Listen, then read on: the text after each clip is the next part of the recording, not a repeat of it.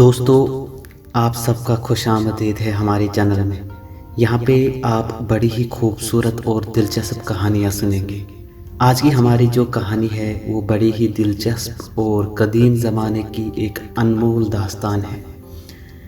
یہ داستان ہے محبت کی، جو کہ بڑی ہی سبق آموز اور دل کو چھو لینے والی داستان ہے۔ مجھے امید ہے کہ آپ اس انمول داستان کو بہت پسند کرو گے اور یہ کہانی آپ کو ذہنی سکونت میسر کرے گی اور آپ اس داستان کو دلچسپ پائیں گے۔ تو آئیے شروع کرتے ہیں دوستو۔ آج سے کئی برس پہلے شہر بغداد سے تقریباً 500 ورگ میل دور شہر زمر کے قریب ایک سلطنت واقع تھی۔ دولت اور طاقت سے بھرپور اس نایاب سلطنت کا نام بہارستان تھا۔ سلطنت کا جو بادشاہ تھا، اس کی بیوی کا کچھ دن پہلے ہی انتقال ہو چکا تھا، جو بادشاہ کو نہایت ہی عزیز تھی۔ اپنی عزیز بیوی کے غم میں بادشاہ نے کئی دن تک تخلیہ اور شہر خاموشہ میں کئی دن اپنی بیوی کی یاد میں گزارے۔ بادشاہ کی غیر موجودگی میں حکومت کا کام کاج چونکہ تھم ہی گیا تھا، تو سلطنت کے وزیر نے اپنا سپہ سالار بادشاہ کا حال دیکھنے کے لیے بھیجا اور ان سے یہ بھی کہا کہ اگر بادشاہ سلامت رنج و غم کے عالم سے باہر آ چکے ہو تو ان سے تختہ نشینی اور حکومت کا نظام پھر سے بحال کرنے کی صلاح میری طرف سے دے دینا۔ غرض جب وہ سپہ سالار بادشاہ کے پاس پہنچا تو انہوں نے بادشاہ کو بڑی ہی افسردہ اور پریشان حال میں دیکھا۔ قاصد نے دیکھا کہ رنج و غم میں بادشاہ کی آنکھیں نم ہیں اور اپنی بیوی کی موت کا غم بادشاہ کو خلوت میں بہت برا حال کر چکا تھا۔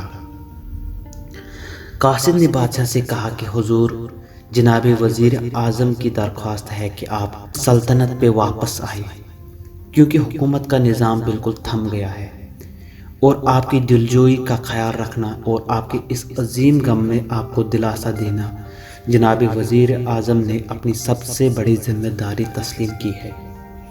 آپ کی سلطنت آپ کے منتظر ہے۔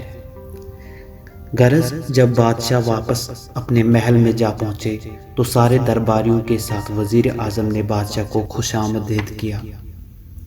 بیتے دنوں کی حکومتی نظام کا جائزہ لینے کے بعد بادشاہ نے سارے درباریوں سے تخلیہ کی درخواست کر لی، اور ایسا معلوم ہوتا تھا کہ اپنی خوبصورت ملکہ کی یاد ان کے دل سے جانے کا نام نہیں لے رہی تھی۔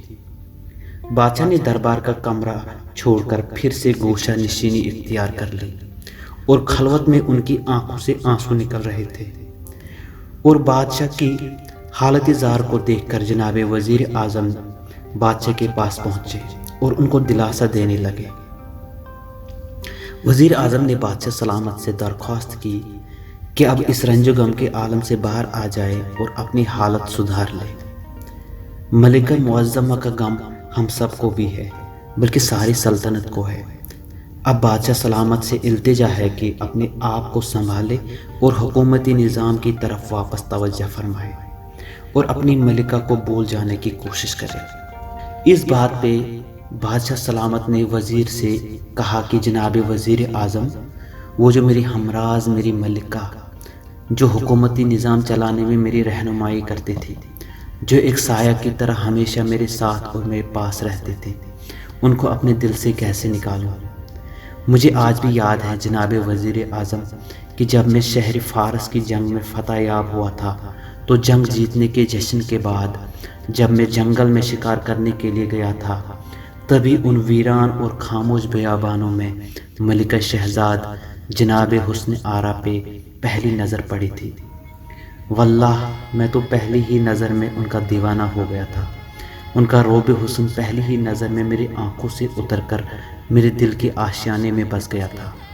میری خوبصورت حسن آرا میری شہزادی کو جب مجھ سے نکاح بھی ہوا، واللہ تب تک بھی ان کو معلوم نہیں تھا کہ میں ایک امیر اور بلند سلطنت کا بادشاہ ہوں۔ میرا جلال، میرا مال و زر شہزادی حسن آرا کے سامنے بالکل بے معنی تھے۔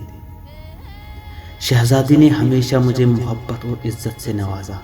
اتنی بڑی سلطنت کی ملکہ ہونے کے باوجود بھی میری شہزادی حسن آرا نے کبھی مجھ سے کسی خواہش کی التجا نہیں کی۔ لیکن مجھے سمجھ نہیں آ رہا وزیر اعظم کہ جس شہزادی نے ہمیشہ میرا ساتھ دینے کی قسمیں کھائی، مجھ سے جنموں جنموں تک رہنے کا وعدہ کیا، وہ ایسے اچانک مجھے چھوڑ کے کیسے جا سکتے ہیں؟ بولو میرے جانثار دوست، میرے وزیر جناب آزاد شاہ، مجھے بتاؤ۔ وزیر اعظم نے بادشاہ کی پیٹھ پہ ہاتھ رکھا اور بولا، بادشاہ سلامت، میں آپ کے درد کو بہت اچھی طرح سمجھتا ہوں، لیکن یہ موت ہے جو انسان کو وعدہ خلاف بنا دیتا ہے، ورنہ میں شہزادی حسن آرا کے خلوص اور سچائی کو بہت اچھی طرح جانتا ہوں۔ ارے وہ تو سچائی اور حسن سلوک کی ایک مثال تھی، لیکن بادشاہ سلامت، موت پہ تو کسی کا بس نہیں چلتا، آپ اپنے آپ کو سنبھالیے۔ بادشاہ سلامت نے وزیر اعظم سے کہا کہ مجھے اپنی ملکہ کی قبر تک رہنمائی کرو، میں وہاں کچھ وقت گزارنا چاہتا ہوں۔ وزیر اعظم نے کہا کہ جیسا آپ مناسب سمجھے حضور، آئیے آپ میرے کندھے پہ اپنا ہاتھ رکھیں۔ غرض جب بادشاہ سلامت اپنی ملکہ کے مزار پہ پہنچے تو ان کا دل غم سے بھر رہا تھا، اور انہوں نے وزیر اعظم سے کہا کہ جناب وزیر اعظم آزاد شاہ، آپ سمجھ گئے ہوں گے کہ میں اپنی خوبصورت ملکہ آرا کو دل سے تو نہیں نکال سکتا۔ اپنی دلجوئی کے لیے اور اپنے سینے کا درد کم کرنے کے لیے میں چاہتا ہوں، میرا دل چاہتا ہے کہ یہاں ان کے مزار پہ ایک چھوٹا سا لیکن خوبصورت مقبرہ بنانا چاہتا ہوں۔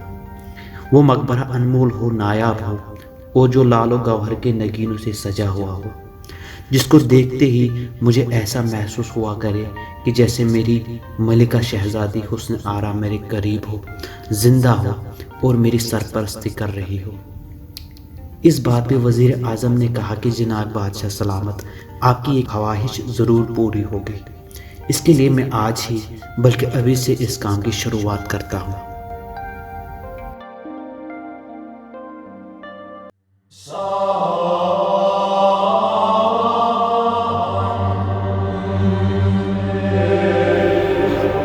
جناب وزیر اعظم نے سلطنت کے مشہور اور تجربہ کار کاریگروں کو جمع کیا اور ایک نایاب مقبرہ بنوانے کا کام سونپا، جس کے لیے وزیر نے تقریباً 3000 مزدوروں کو ان کاریگروں کے ساتھ مقبرہ کی تعمیر کا کام سونپا، اور حکم دیا کہ مقبرے کی تعمیر کا وقت محدود ہے، جس میں 6 ماہ سے 1 سال کا وقت دے رہا ہوں۔ رات دن کام میں لگ جائے، اور یاد رہے مقبرہ انمول ہو، نایاب ہو اور ساری دنیا میں لامثال ہو۔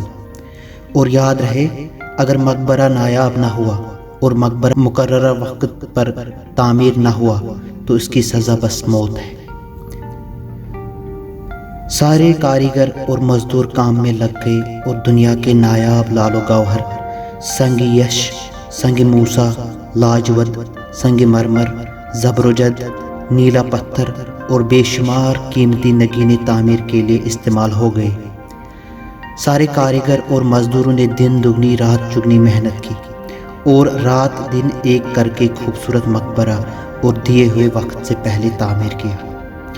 اور قسمت کی شان کیا تھی کہ ملکہ کا مقبرہ بالکل نایاب بن گیا، اتنا خوبصورت کہ بادشاہ نے سارے مزدوروں اور خاص کر کاریگروں کو بڑے اعزازات سے نوازا۔